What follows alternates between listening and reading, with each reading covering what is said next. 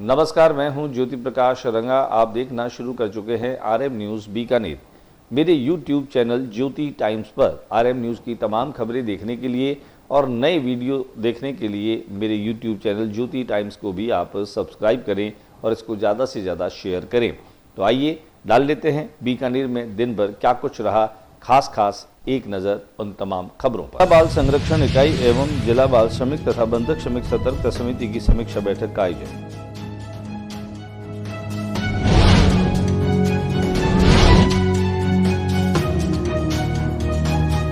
बीकानेर की मथेरन शैली सीखने के लिए दिख रही है ललक।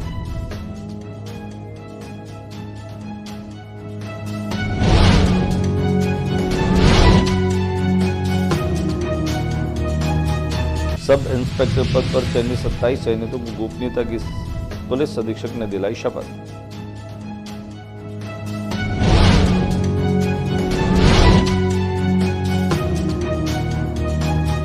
एक से 9 फरवरी तक सेना भर्ती रैली का होगा आयोजन। अतिरिक्त जिला कलेक्टर ने समय पर तैयारियां पूर्ण करने के दिए निर्देश।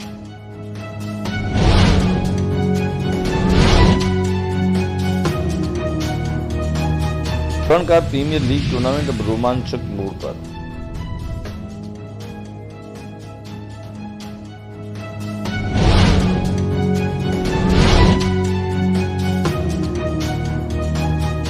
नगर निगम की लापरवाही, चौखुटी के पास स्थित खुले नाले में गिरा गाय का बछड़ा।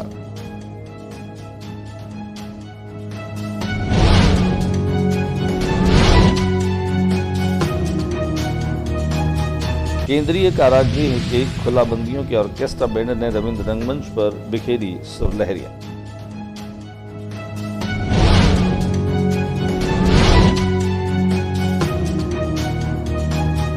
साधु कप मैदान पर चल रहा है न्यू ईयर कार्निवाल। खरीदारों की जमकर उमड़ रही है भीड़।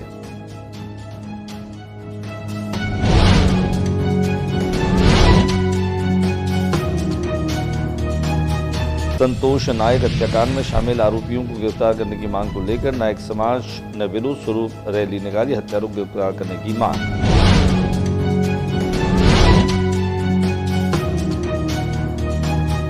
ऊंट उत्सव शुरू होने से पहले ही विवादों में रॉबी लॉ ने दी बाइकॉट की चेतावनी। ऊंट उत्सव में मिस मरवन और मिस्टर बीकानेर प्रतियोगिता को किया शामिल, कलाकार कर रहे हैं। 9 जनवरी से अग्रवाल चेतना भवन में शुरू होगा संगीतमय शाम चरित्र कथा का आयोजन। आयोजकों की जानकारी। और अब खबरें विस्तार से। जिला बाल संरक्षण इकाई और जिला बाल श्रमिक तथा बंधक श्रमिक सतर्कता समिति की समीक्षा बैठक का आयोजन रखा गया। समिति की समीक्षा बैठक बुधवार को कलेक्ट्रेट सभागार में संपन्न हुई। अतिरिक्त जिला कलेक्टर नगर रमेश देव ने बाल अधिकारों के संरक्षण के लिए संबंधित अधिकारियों को सक्रिय होकर समन्वय से काम करने के निर्देश दिए। आइए दिखाते हैं हम आपको इस बैठक के कुछ संपादित अंश। बीकानेर की मथेरन शैली को देखने के लिए और सीखने के लिए अब लोगों में ललक बढ़ती जा रही है। Indian institute of heritage college Delhi से आर्ट कंजर्वेशन में मास्टर कर रही छात्रा वसुधा शर्मा ने चित्रकार राम कुमार भादानी से बीकानेर की सुनहरी कलम तथा मथेरन शैली में बारीकियों से जानकारी प्राप्त कर 1 दिवसीय प्रशिक्षण लिया। इन दोनों कला शैली के मिश्रण से इन्होंने जो नई शैली के रूप में कार्य किया है उसे बीकानेर गोल्डन आर्ट के नाम से भी जाना जा रहा है। बीकानेर की भित्ति चित्रण की बारीकियों, प्राचीन विरासतों में मंदिरों, पर्यटन की दृष्टि से जो हवेलियों के साथ इनकी नक्काशी से रूबरू करवा रहा है, इसे कैसे कंजर्वेशन किया जा सकता है, इसके बारे में जानकारी प्रदान की। बादानी ने बताया कि वसुधा ने 1 दिवसीय प्रशिक्षण में अपना उत्कृष्ट कार्य किया और आगे इस कला को जीवंत रखने में वे अपना महत्वपूर्ण योगदान देंगी। दिखाते हैं हम आपको इसकी कुछ तस्वीर। तो इस काम में उसका टेक्निक क्या होता है, उसमें मटेरियल्स क्या लगते हैं, उसका पूरा प्रोसेस क्या होता है, ये सब समझाया था उन्होंने और थोड़ा काम करके भी सीखा था। बहुत बारीकी वाला काम है और बहुत सुंदर और बहुत ज़्यादा स्किल वाला काम है, ऐसा लगा मुझे। मैं वैसे कर्नाटका से हूँ, लेकिन दिल्ली में अभी पोस्ट ग्रेजुएशन कर रही हूँ आर्ट कंजर्वेशन। तो उसमें भी हम बहुत हेरिटेज पे काम हेरिटेज बचाने का काम सीखते हैं। तो ये हेरिटेज का काम कैसे करते हैं ये जानना उसके लिए बहुत यूज़फुल रहेगा। सब इंस्पेक्टर पद पर चयनित 27 चयनितों को जिला पुलिस अधीक्षक ने पद और गोपनीयता की शपथ दिलाई। करीब 27 चयनितों को जिला पुलिस अधीक्षक काविंद्र सागर के द्वारा पद और गोपनीयता की शपथ दिलाई गई। इस दौरान एसपी ने ज्वाइन करने वाले इन सब इंस्पेक्टर को कहा कि वह अपने पद पर रहते हुए पीड़ित परिवादी को सुनकर उसे न्याय दिलाने में कोई कोर कसर न छोड़े। तो फिर ये जो चली आ रही है ना आपके साथ चिंदी 1 से 9 फरवरी को सेना भर्ती रैली का आयोजन किया जाएगा। अतिरिक्त जिला कलेक्टर ने समय पर तैयारियां पूर्ण करने के निर्देश दिए। स्वामी केशवानंद राजस्थान कृषि विश्वविद्यालय के स्टेडियम में 1 से 9 फरवरी तक सेना भर्ती रैली का आयोजन होगा। उसकी पूर्व तैयारियों के संबंध में कलेक्ट्रेट सभागार में एक बैठक का आयोजन रखा गया। अतिरिक्त जिला कलेक्टर नगर रमेश देव ने कहा कि विभागीय अधिकारी आपसी समन्वय से भर्ती से संबंधित समस्त व्यवस्थाओं को मौका निरीक्षण करते हुए तैयारियों को समय पर पूर्ण करें।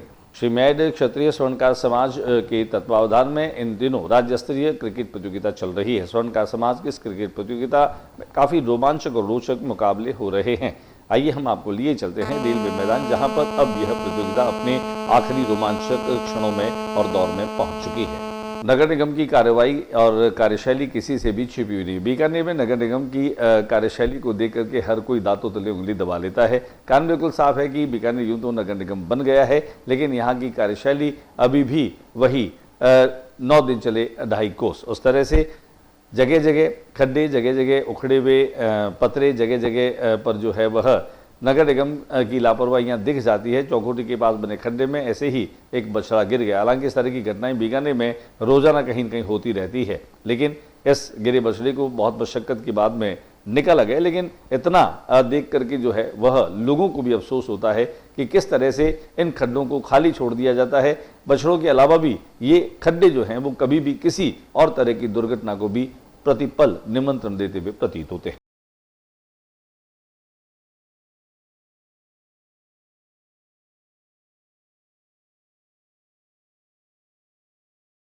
बीकानेर की रविंद्र रंगमंच पर केंद्रीय कारागृह में जो सजायाफ्ता बंदी हैं, उनका जो ऑर्केस्ट्रा है, उन्होंने अपनी सुमधुर स्वर लहरियों के माध्यम से अपनी कला को बिखेरा।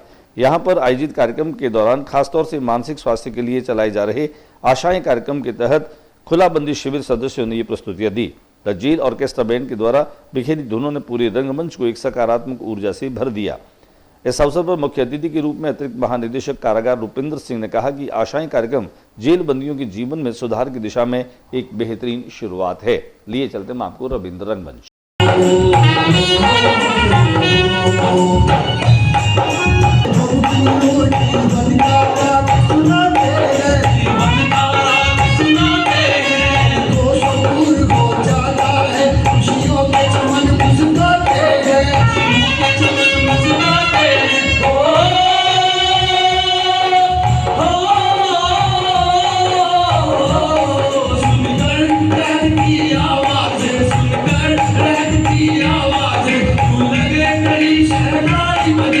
आयोजित किया गया, जिसपे रविंद्र रंगमंच पे नाटक और ऑर्केस्ट्रा बैंड की प्रस्तुति की गई, जिसमें खुला जेल के बंदियों द्वारा बहुत ही सराहनीय प्रस्तुति की गई है। इसके लिए सेंट्रल जेल बीकानेर सुप्रीडेंट और उनकी टीम बहुत बधाई के पात्र हैं। इस सब के साथ जिला प्रशासन, जिला पुलिस, बीएसएफ और अन्य डिपार्टमेंट्स ने, जिला परिषद और अन्य डिपार्टमेंट्स ने उनको बहुत सहयोग प्रदान किया, उनका भी हम धन्यवाद करते हैं। बीकानेर के साधु कप मैदान पर इन दिनों चल रहा है new year carnival. New year carnival की बात करें तो इस कार्निवाल में पूरे देश भर के विशिष्ट उत्पाद बिक्री के लिए हैं, लेकिन यहाँ की फूड जोन और यहाँ के झूले किसी के भी लिए आकर्षण का केंद्र हो सकते हैं। पूरे परिवार के साथ में पिकनिक मनाने का आनंद और लुत्फ जो है वो यहाँ इस मेले वाले स्थान पर लिया जा सकता है। अगर आपको हिंदुस्तान के किसी भी प्रांत का विशिष्ट उत्पाद खरीदना हो तो आपको उस प्रांत में जाने की आवश्यकता नहीं है। सादुलकप पर चल रहे न्यू ईयर कार्निवल में इसकी बेहतरीन जो मैनेजमेंट है इसको आप देख सकते हैं। यहाँ पर आपको अपने मनपसंद के उत्पाद मिल सकते हैं और इसके अलावा मनोरंजन के बहुत सारे साधन यहाँ पर है। तो आइए आप एक बार हम आपको लिए चलते हैं न्यू ईयर कार्निवल में, जहाँ पर घूमने के लिए, खरीदने के लिए, खाने पीने के लिए बहुत कुछ है।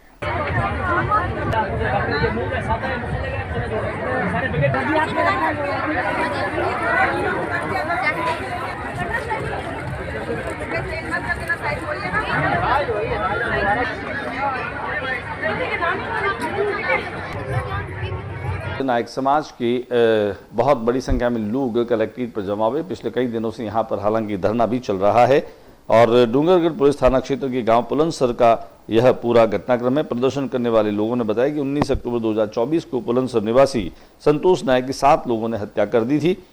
इस प्रकरण में पुलिस ने मात्र एक आरोपी मुलजिम मानते हुए गिरफ्तार किया। बाकी आरोपियों को आज दिनांक तक गिरफ्तार नहीं किया गया है। आरोपियों की गिरफ्तारी की मांग को लेकर 11 दिसंबर 2024 से पीड़ित परिवार के लोग धरने पर बैठे हैं।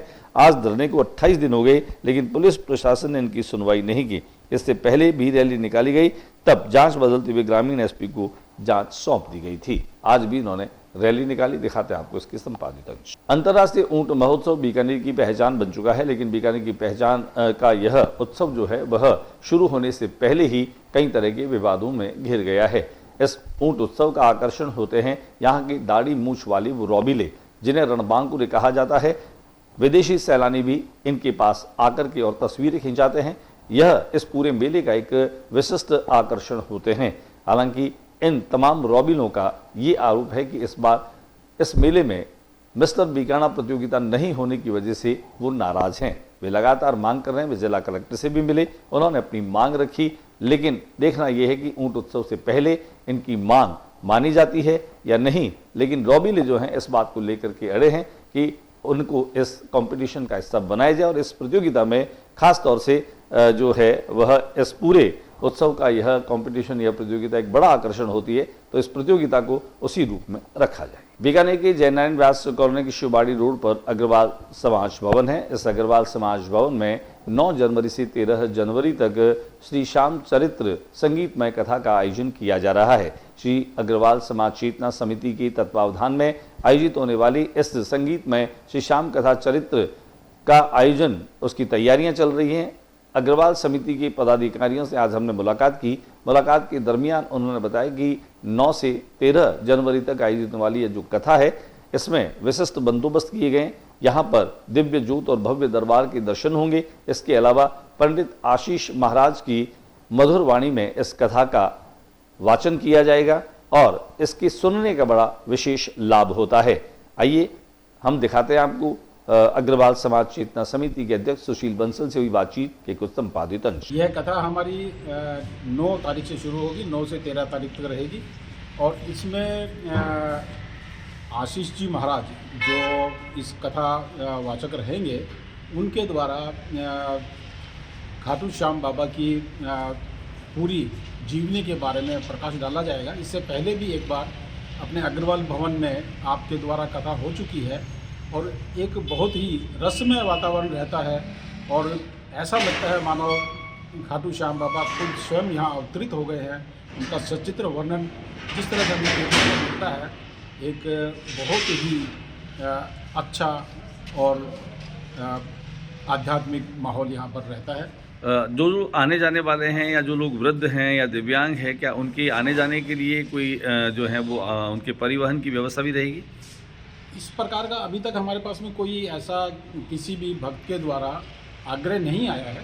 अगर ऐसा आग्रह आता है तो हम निश्चित रूप से उनके लिए व्यवस्था करेंगे और वैसे सभी लोग अपने स्वयं के साधनों से यहाँ आते हैं। इसी मौके पर हमने चेतना समिति से जुड़े विनोद गोयल से भी की विशेष बात। श्री श्याम, इससे पहले भी हमने अग्रवाल समाज में चेतना समिति में 1 वर्ष पूर्व ये कथा करवाई थी। उसका बहुत ही बढ़िया लोगों ने उत्साहवर्धक रहा। सभी की ये चाह थी कि भी एक बार वापस पुनः इस कथा को कराया जाए। आशीष जी महाराज की सानिध्य में हमने ये संकल्प लिया है कि बीकानेर में 8 से 10 कथाएं शाम चरित्र की कराएंगे, शाम चरित्र की हो। और यही हमारा संकल्प पूर्ण होता दिख रहा है कि हमने पिछले साल कम से कम 8 कथाएं हमारी हुई है। इस साल भी यही चाह रहे हैं कि ये कथाएं हो। और यहीं इसी जगह पे कराएंगे, अलग अलग जगह अलग अलग जगह पे कराएंगे। और इसी अभी हमने 1 जनवरी से 5 जनवरी करनी ब्लॉक में की है। हमारे नए साल की शुरुआत में बढ़िया एक शुभारंभ हुआ है बाबा श्याम का।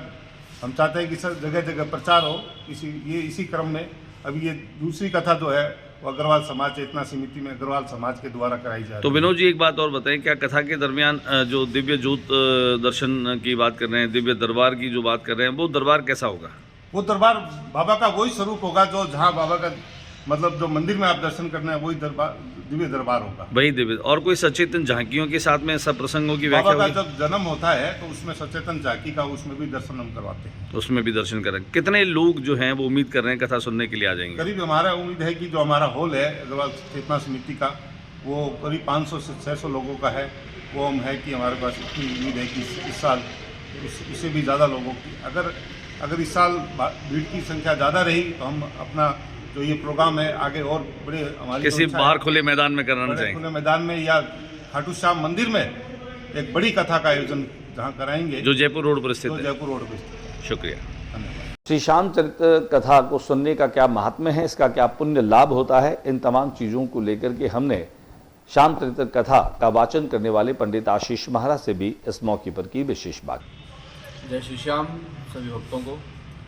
खाटू श्याम चरित्र कथा का सबसे बड़ा उद्देश्य यह है कि जैसे आज हम ये सुनने को हमारे को प्रतीत होता है कि जैसे भागवत हर गली गली हर घर में होने लगी, राम कथा हर गली घर में होने लगी, हर शिव कथा हर कथाएं घर घर होने लगी, गली गली होने लगी, गांव गांव होने लगी। लेकिन ये श्याम कथा जो है अभी तक जो है एक ऐसा हिस्सा नहीं बन पाया है कि हर घर में हर गली में हो रही है। श्याम बाबा का भी जो है दुनिया को यही पता है कि संकीर्तन ही होता है। चूँकि हम इस अवधारणा से हम सभी को दूर करके ये खाटू श्याम चरित्र कथा जो है श्याम बाबा के संपूर्ण इतिहास को दर्शाती है कि श्याम बाबा का जन्म कहाँ हुआ, श्याम बाबा ने अपनी शिक्षा दीक्षा कहाँ प्राप्त करी, कहाँ उनको 3 बाण प्राप्त हुए, कहाँ उनको कुरुक्षेत्र भूमि में उनका शीश का दान हुआ, कैसे वो शीश खाटू से कुरुक्षेत्र से खाटू पहुंचा। ये सभी प्रकार के प्रसंगों पर विशेष चर्चा रहती है और इस जनमानस तक यही संदेश रहता है कि आप खाटू श्याम चरित्र कथा से ये अवगत करें कि श्याम बाबा के ना कि संकीर्तन होते हैं खाली, उनकी कथाओं में ऐसा इतिहास छिपा है कि जिनको सुनने से हमें ये पता लगता है कि श्याम बाबा वास्तविक है कौन। ऐसा पता किया जा सकता है। कुछ लोग उनको कहते हैं कि श्याम बाबा जो है कृष्ण के अवतार हैं, क्योंकि शास्त्र सम्मत बात यह है कि उनके अवतार नहीं, वो उनके अंशावतार हैं, अंश है उनके अंदर। क्योंकि जिस समय वीरवर बर्बरिक धरती पर थे द्वापर के अंत में, उस समय भगवान कृष्ण भी थे, इसलिए उनका अवतार नहीं कहा जा सकता, उनके अंश कहा जा सकता है। उनके अंशावतार के रूप में बाबा वीरवर बर्बरिक जो श्याम बाबा के रूप में पूजे जा रहे हैं और देश और दुनिया आज सभी जो है श्याम बाबा की दीवानी है। और आज देखते हैं हम खाटू में जब भी जाते हैं, आज रविवार का दिन हो या अन्य कोई दिन हो, लाखों की तादाद में वहाँ भीड़ होती है बाबा के एक झलक को पाने के लिए, एक दर्शन को पाने के लिए। मैं यही प्रार्थना करूँगा इस कथा को सुनकर के खूब आनंद की प्राप्ति हो, इतिहास पता करें कि श्याम बाबा कौन है और आपके जीवन में बहुत बहुत परमात्मा जो है। श्याम बाबा की कथा सुनने का माध्यम यही है कि उनकी कथा सुनते ही जीवन में आनंद की प्राप्ति हो जाती है, क्योंकि श्याम धनी वो है जो हारे का सहारा है। और जब हम हारे हुए हैं, उनकी कथा सुनने से जीत मिलेगी, उनकी कथा सुनने से हमारे को आनंद की प्राप्ति होगी। आज के बुलेटिन में बस इतना ही। अगले बुलेटिन में नई गतिविधियों के साथ इस समय शी चैनल पर फिर मुलाकात होगी। न्यूज रूम से ज्योति प्रकाश रंगा को इजाजत दीजिए। नमस्कार। और जाते जाते मेरा निवेदन कि मेरे YouTube चैनल ज्योति टाइम्स को ज़्यादा से ज़्यादा सब्सक्राइब कीजिए, उसको ज़्यादा से ज़्यादा शेयर भी कीजिए। नमस्कार।